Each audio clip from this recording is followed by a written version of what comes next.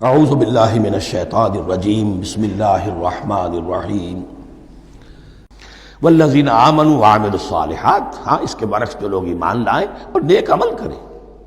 اب نیک عمل میں ہر شخص نے اپنا اپنا نظریہ بنا رکھا ہے.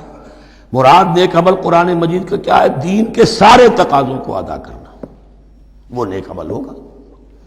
آپ نے ایک نیکی لے لی، یتیم خانہ کھول دیا، بڑی فاؤنڈیشن بنا دی، بیواؤں کا انتظام ہو رہا ہے، لیکن کاروبار میں سودی لین دین ہے، جھوٹ ہے، فریب ہے، دھوکہ ہے، سب چل رہا ہے. تو یہ نہیں. دین کے تقاضے یہ بھی ہے کہ دین کو قائم کرنے کی جد و جہد میں لگو، اس کی شرائط پوری کرو. تو فرمایا والذین آمنوا وعملوا الصالحات اولئک اصحاب الجنہ ھم فیہا خالدون. وہ ہیں جنت والے اور وہ اس میں ہمیشہ ہمیشہ رہیں گے. وَإِذْ أَخَذْنَا مِيثَاقَ بَنِي إِسْرَائِيلَ لَا تَعْبُدُونَ إِلَّا اللَّهَ. اور یاد کرو جب کہ ہم نے بنی اسرائیل سے عہد لیا تھا تم نہیں عبادت کرو گے کسی کی سوائے اللہ کے. وَبِالْوَالِدَيْنِ إِحْسَانًا. اور اس کے ساتھ دوسرا حکم، اور یہ اہم مقام ہے کہ اللہ کے حق کے فوراً بعد والدین کے حق کا ذکر قرآن مجید میں 4 مقامات پر آیا. ان میں سے ایک مقام یہ ہے وَبِالْوَالِدَيْنِ إِحْسَانًا، والدین کے ساتھ نیک سلوک کرو گے. وَذِي الْقُرْبَى، اور قرابت داروں کے ساتھ بھی. وَالْيَتَامَى، اور یتیموں کے ساتھ بھی. وَالْمَسَاكِينَ، اور محتاجوں کے لیے بھی. وَقُولُوا لِلنَّاسِ حُسْنًا، اور لوگوں سے اچھی بات کہو. اچھی بات کہو، صحیح بات کہو، امر بالمعروف کرتے رہو، نیکی کی دعوت دیتے رہو.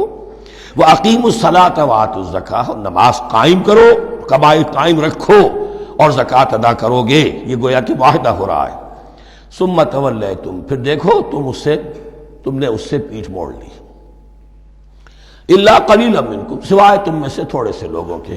وَأَنْتُمْ مُعْرِضُونَ، اور تم ہو ہی پھر جانے والے. تمہاری یہ عادت گویا کہ طبیعت ثانیہ ہے. اب ایک خاص مثال آ رہی ہے، اس کے بعد پھر ایک بہت بڑا یونیورسل ٹروتھ آئے گا. مثال کیا ہے؟ اللہ نے ان سے ایک عہد لیا تھا وَإِذْ أَخَذْنَا مِيثَاقَكُمْ، ہم نے تم سے یہ عہد بھی لیا تھا لَا تَسْفِكُونَ دِمَاءَكُمْ. دیکھو اپنا خون نہیں بہاؤ گے، یعنی آپس میں جنگ نہیں کرو گے، لڑو گے نہیں. تم بنی اسرائیل ایک وحدت بن کر رہو گے، جیسے کہ قرآن مجید میں آیا ہے انما المؤمنون اخوۃ، تم بھائی بھائی ہو. لا تسفکون دماءکم، اپنا خون نہیں بہاؤ گے. ولا تخرجون انفسکم من دیارکم، اور نہ ہی تم نکالو گے اپنے کچھ لوگوں کو ان کے گھروں سے. اب یہاں مجھے وضاحت کرنی پڑے گی ورنہ بات سمجھ میں نہیں آئے گی کہ جب حضرت یوشع ابن نون کی سرکردگی میں بنی اسرائیل نے فلسطین کو فتح کرنا شروع کیا، اور سب سے پہلے جیریکو فتح کیا گیا شہر. اس کے بعد جب سارا فلسطین فتح کر لیا تو انہوں نے ایک مرکزی حکومت قائم نہیں کی. 12 قبیلوں نے 12 حکومتیں بنا لی. جیسے 12 چشمے تھے پانی کے، ویسی 12 حکومتیں. اب ظاہر بات ہے جہاں 12 حکومتیں ہوں گی تو وہ طوائف الملوکی جس کو کہتے ہیں، آپس کی کھٹ پٹ ہوتی تھی، جنگیں ہوتی تھی. پھر ان میں سے ایک دوسرے پر حملہ کر کے وہاں کے لوگوں کو نکال باہر کرتے تھے، بھاگنے پر مجبور کر دیتے تھے. تو یہ تھی ان کی کیفیت. لیکن اس کے بعد پھر جب وہ لوگ چلے گئے کہیں کفار کے ملک میں چلے گئے، اب کفار نے جو ہے ان کو لا کر اور ان کے سامنے ان کے ہاں بیچنا چاہا، چونکہ غلام بن گئے وہاں جا کر، یا انہوں نے غلام بنا لیا. تو اب فدیہ دے کر چھڑا رہے ہیں کہ ہمیں حکم دیا گیا ہے کہ جو بھی تمہارا اسرائیلی بھائی ہو اس کو فدیہ دے کر چھڑا لو اگر کہیں وہ اسیر ہو جائے. تو ایک حکم کو تو مانا نہیں اور دوسرے پر عمل ہو رہا ہے. حکم تو یہ تھا کہ آپس میں خون ریزی کرو ہی نہیں، وہ اس حکم کو تو توڑ دیا، لیکن بڑے متقیانہ انداز میں اب جو اس وقت اس کی وجہ سے جو غلام بن گئے یا اسیر ہو گئے اب ان کو چھڑوا رہے کہ اللہ کا حکم ہے، شریعت کا حکم ہے. یہ ہے وہ تضاد جو مسلمان امتوں کے اندر ہو جاتا ہے. اس پر آئے گا وہ یونیورسل ٹروتھ. وَإِذْ أَخَذْنَا مِيثَاقَكُمْ لَا يَسْتَسْفِكُونَ دِمَاءَكُمْ، جب یاد کرو جب کہ ہم نے تم سے عہد لیا تھا کہ تم اپنا خون نہیں بہاؤ گے. وَلَا تُخْرِجُونَ أَنفُسَكُم مِّن دِيَارِكُمْ، اور نہ ہی تم اپنے آپ کو اپنے لوگوں کو ان کے گھروں سے نکالو گے.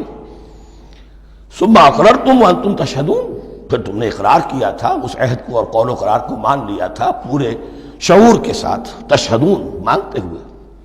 ثُمَّ أَنْتُمْ هَؤُلَاءِ، پھر تم وہی ہو، تم ہی ہو وہ تو تقتلون انفسکم، اپنے ہی لوگوں کو قتل بھی کرتے ہو. وَتُخْرِجُونَ فَرِيقًا مِّنكُم مِّن دِيَارِهِمْ، اور اپنے ہی لوگوں میں سے کچھ لوگوں کو ان کے گھروں سے باہر نکالتے ہو.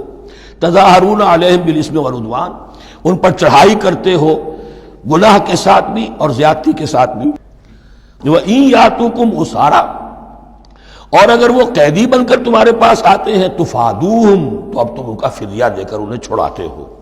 وَهُوَ مُحَرَّمٌ عَلَيْكُمْ إِخْرَاجُهُمْ، حالانکہ ان کا تو نکالنا ہی تم پر حرام کیا گیا تھا۔ اب یہ واقعہ آپ نے پڑھ لیا، سمجھ لیا، اب دیکھیے اس سے جو سبق ہے، مورل لیسن ہے جو ابدی ہے، أَفَتُؤْمِنُونَ بِبَعْضِ الْكِتَابِ وَتَكْفُرُونَ بِبَعْضٍ، تو کیا تم ہماری شریعت کے ایک حصے کو مانتے ہو اور ایک کو نہیں مانتے؟ اب دیکھیے یہ الفاظ اب ہوں گے تعویل عام، جہاں کہیں بھی یہ طرز عمل ہوگا تو یہ آیت اس کو کور کرے گی۔ افتؤمنون ببعض الکتاب وتکفرون ببعض، تو کیا تم مانتے ہو ہماری کتاب کے ایک حصے کو اور ایک کو نہیں مانتے؟ فما جزاء من یفعل ذلک منکم، تو نہیں ہے کوئی سزا اس کی جو یہ حرکت کرے تم میں سے، الا خزی فی الحیات الدنیا، سوائے اس کے کہ دنیا کی زندگی میں رسوائی ہو، ذلت ہو، ویوم القیامہ، اور قیامت کے دن یردون الی اشد العذاب، وہ لوٹا دیے جائیں شدید ترین عذاب میں۔ وما اللہ بغافل عما تعملون، اور اللہ تعالیٰ غافل نہیں ہے اس سے جو تم کر رہے ہو۔ آج امت مسلمہ پر 100% یہ آیت منطبق ہو رہی، پورے دین پر چلنے کو تیار نہیں۔ ہر گروہ نے کوئی ایک شے حلال کر لی اپنے لیے، ملازم پیشہ طبقہ ہے، رشوت حلال ہے، کیا کرے اس کے بغیر گزارا نہیں ہوتا۔ کاروباری طبقہ ہے، سود کیا کرے اس کے بغیر تو یہ کاروبار چلتا نہیں۔